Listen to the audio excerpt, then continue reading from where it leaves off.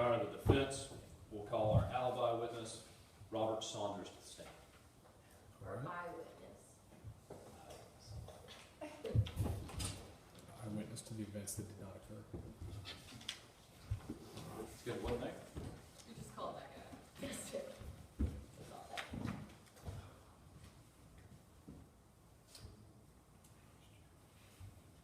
Can you please state your name, sir? My name is Robert Saunders. Where do you live, Mr. Saunders? Well, I live here in Queen City. Where do you work? I'm an assistant manager at Bass Pro Shop.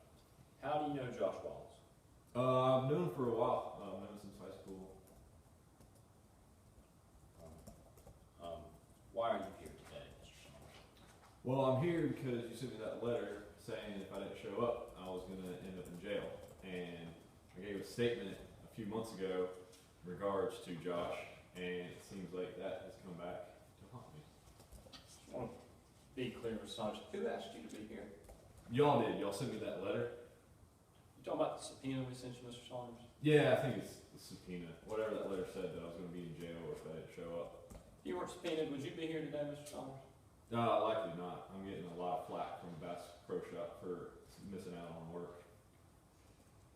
Well, since you're here, would you mind answering a few questions about July 19th, 2014? Yeah. All right. What do you recall about that day? I remember I ran into Josh twice that day. Once at Bass Pro Shop, and he was there looking for a job, and then later that night at the Three Monkeys bar. So, why did you meet later that night at the Three Monkeys? Well, I was busy at work, and Josh, I mean, he's had a hard time, so and I know how that is. So I wanted to give him some interview tips, help him with some paperwork, do a mock interview kind of thing. And so we decided to meet there a little bit later. So you guys were going to meet there and go over job application stuff. Yeah. When you actually got there, what did you talk about? Did you talk about job application stuff?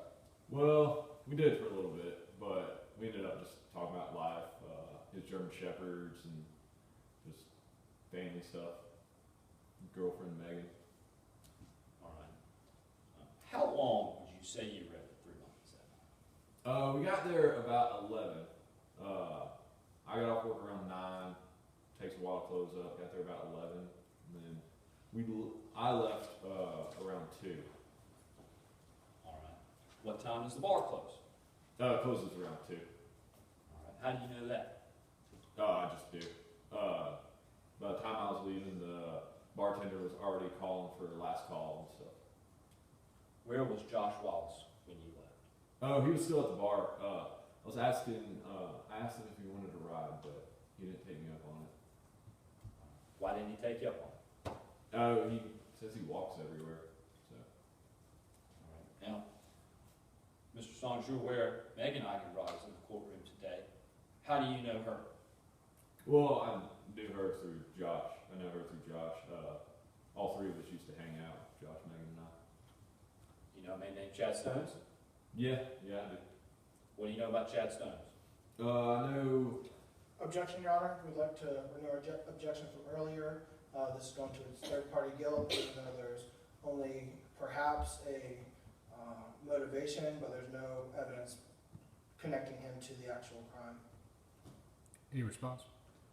I really don't know anything about third-party guilt, so I mean that's something we obviously that's going to be a big issue. Overruled for now, but we'll discuss it later. Proceed on it. Where did you and Chad Stones first meet? Oh, I've known him since high school as well. We both played football together, stuff like that.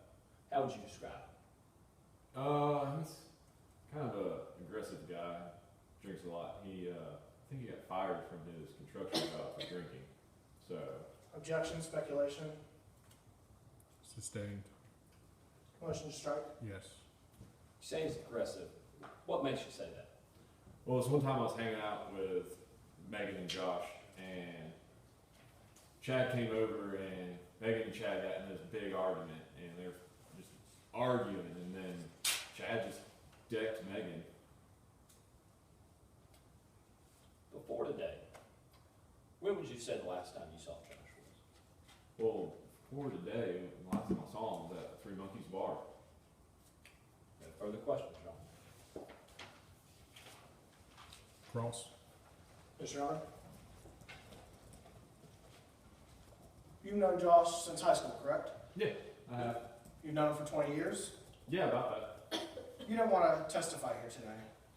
Well, I didn't want to miss work. I want to tell the truth. Once I heard that Josh had been arrested for the fire, I thought that just didn't make any sense because Josh was with me. So how could he be setting fires? That just doesn't make any sense. But the only reason you're testifying today is because you got a subpoena requiring you to be here. And just to do the right thing, but yes. And you gave a statement to the police? Yes, I did. Once I started hearing about all this, I went and gave a statement. That statement was 3 months after the accident, or the fire actually took place, correct? Yes.